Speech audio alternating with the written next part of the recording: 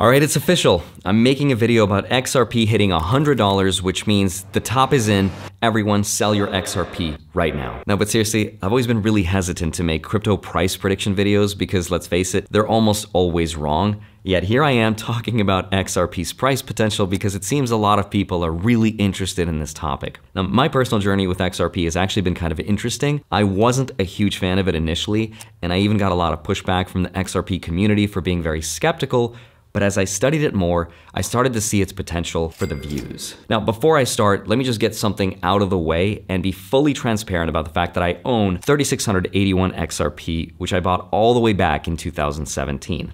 And at today's prices, that's worth anywhere between $8,000 to $10,000, depending on the day. And I understand that for some people, that is a lot of money.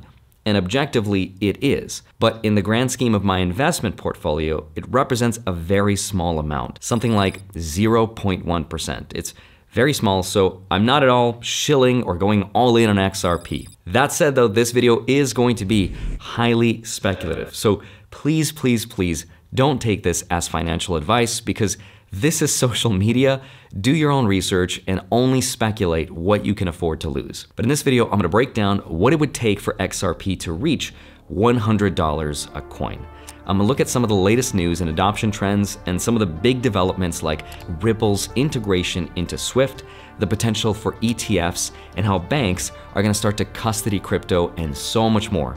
I'm gonna dive into the XRP ledger, real USD, and even touch on some political developments that could affect XRP's price, but I'm also not going to ignore the risks. I'm gonna talk about some of the criticisms and potential downsides because no investment is perfect without any flaws.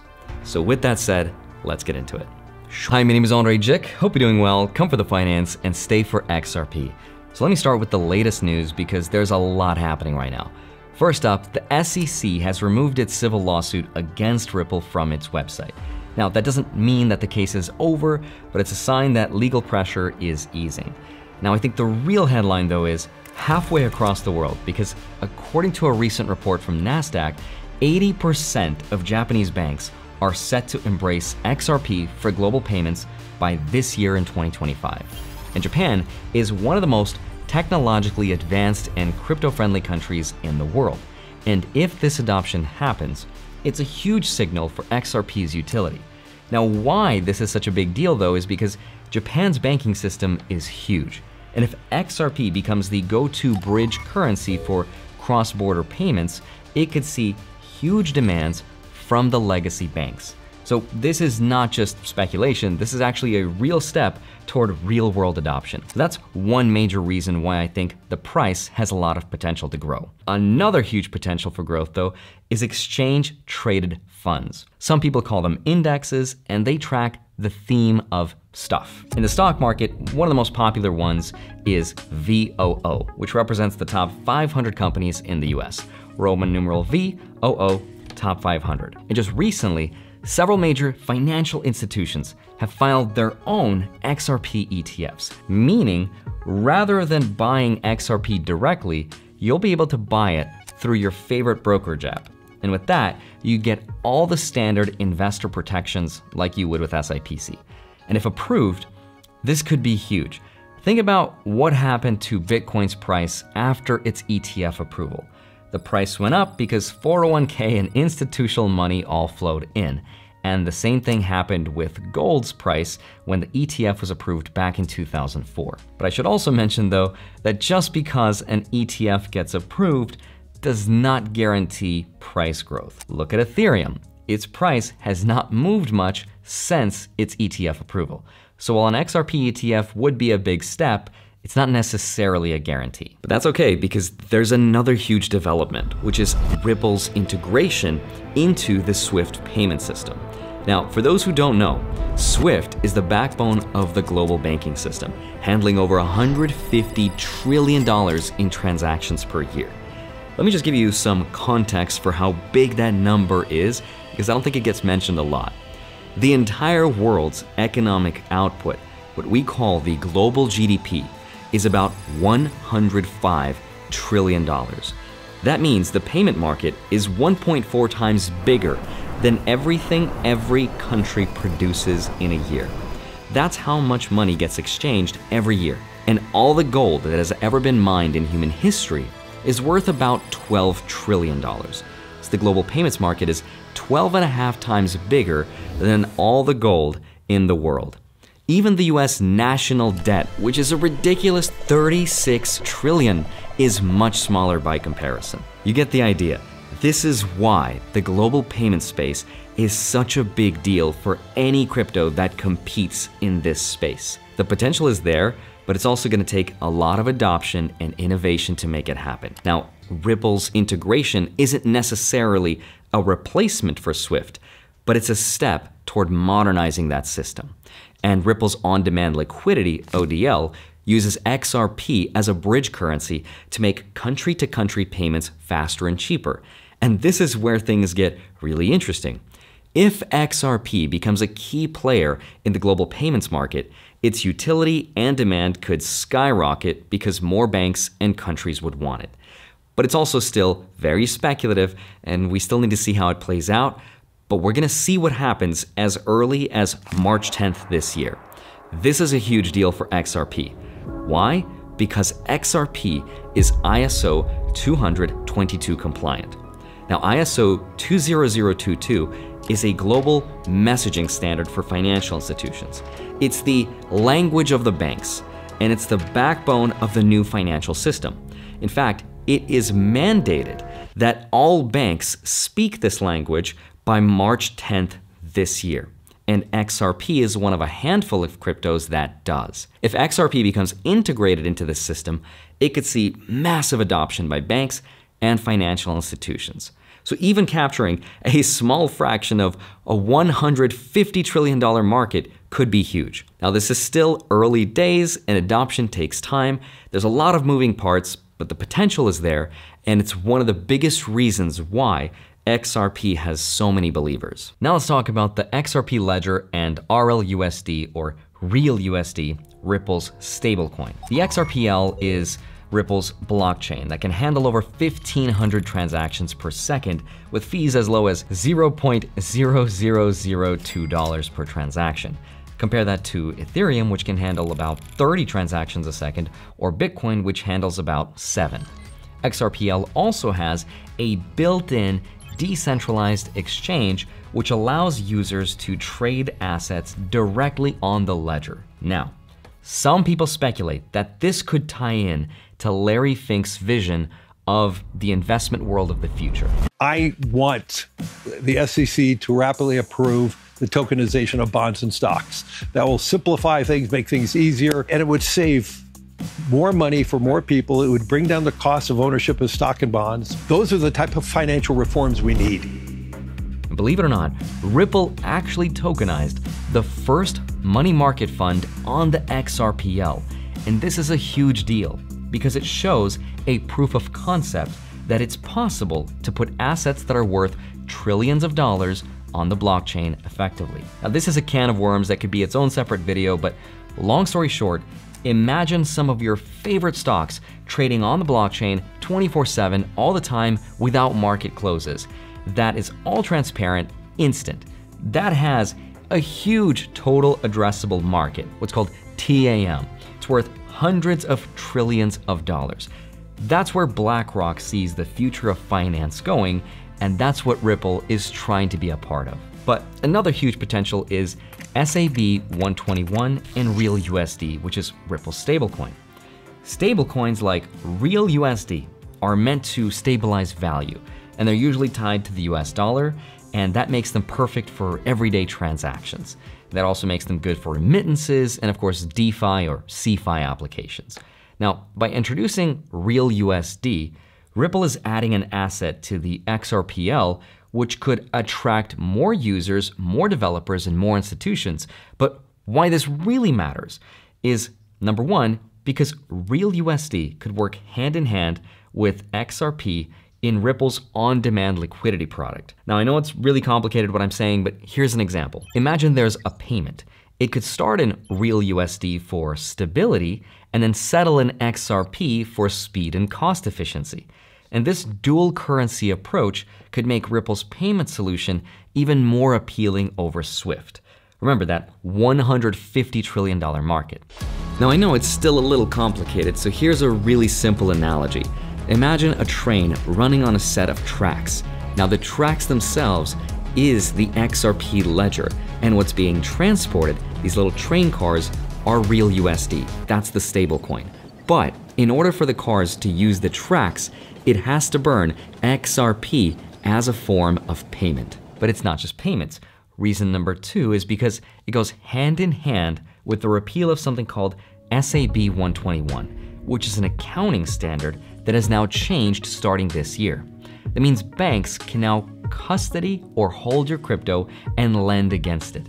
And if real USD plays a part of that, it could also boost the ecosystem by providing the money or liquidity and stability needed for the banks to allow borrowing, lending, and trading. The more activity on XRPL means more demand for XRP to pay transaction fees, which could also drive up its value.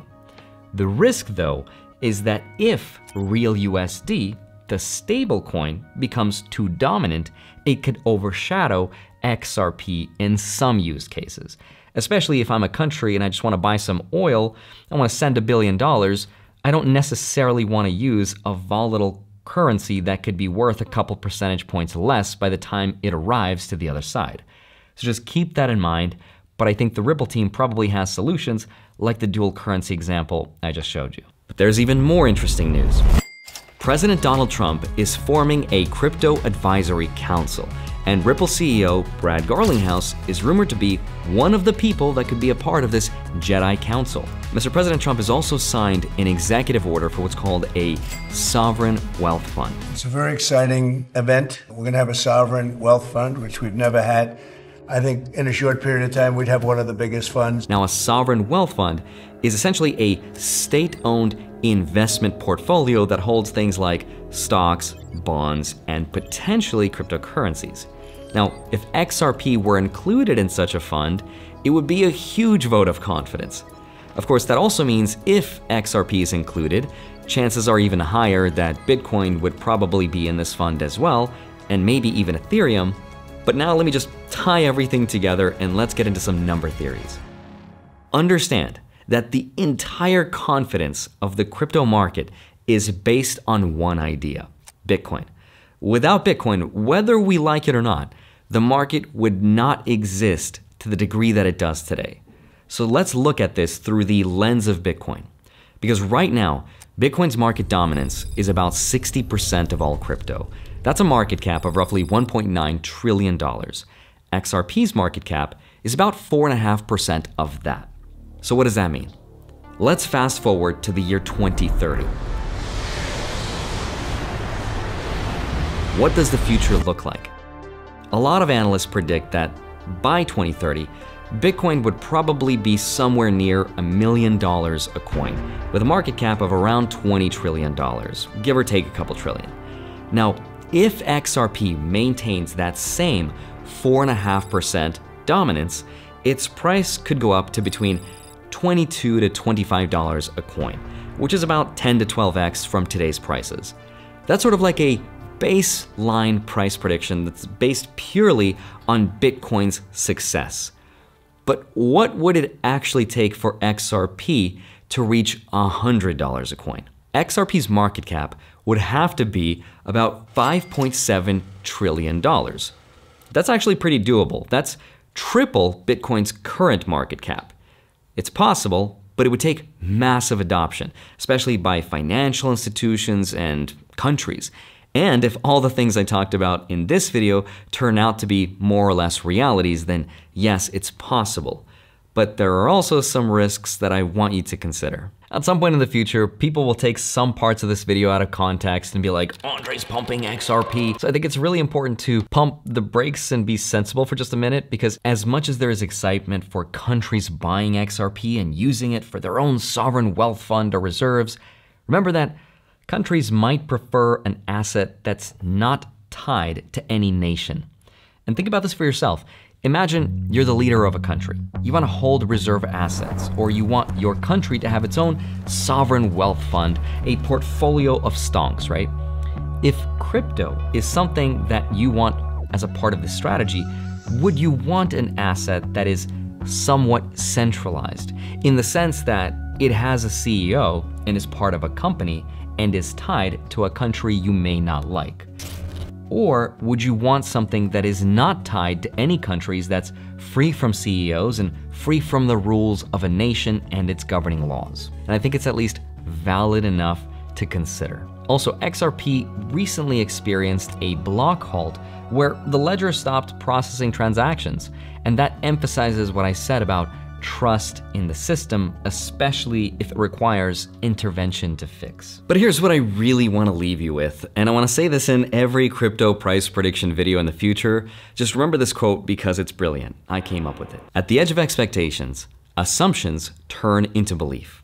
What that means is our expectation of what the price should do is based on our assumptions. And this was true of Bitcoin in 2009. There were people that said someday Bitcoin could be worth $100,000, maybe even millions. People called them crazy, but they weren't crazy.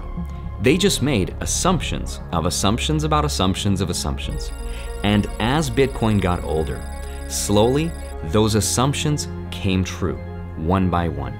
And the price went from $1 to 10, 10 to 100, 100 to 1,000, 1,000 to 10, 10 to 20, 20 to 60, 60 to 100, and now we're here.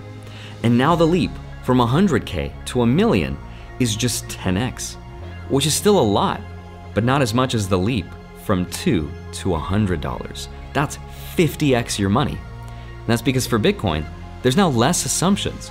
The story is clear. The less clear it is, the more assumptions we have to make, and the more we can assume the price would go up. And that's where XRP is still today.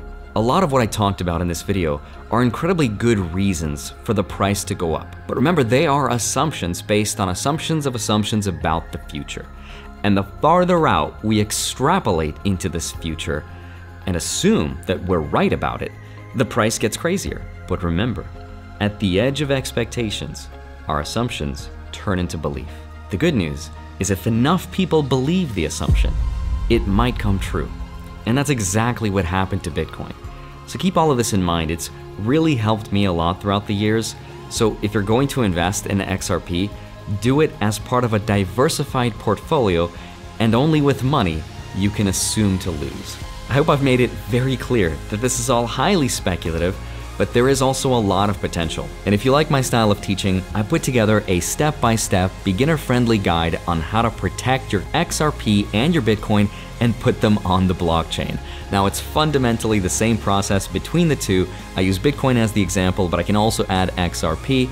It's over 4 hours long. I think you'll get a ton of value, but as a thank you for making it this far into this very boring YouTube video, you can use coupon code Andrei40 to get an additional 40% off at checkout. You can go to stan.store/Andrei. I'd love to see you back here next week. I'll see you soon. Bye-bye.